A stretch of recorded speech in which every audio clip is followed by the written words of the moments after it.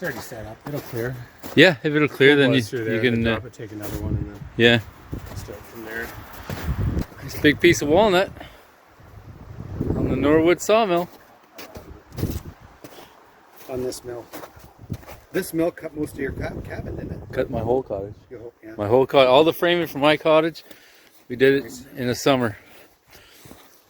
And then Wayne, we worked this thing so much before that.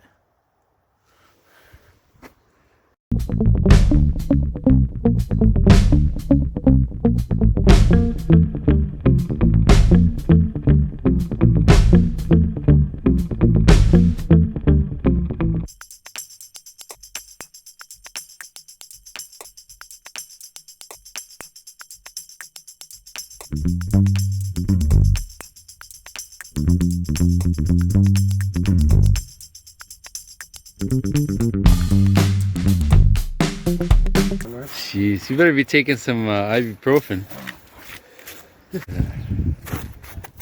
Nice 2-inch thick black walnut. Cut on a Norwood sawmill. I use the Komatsu to load it.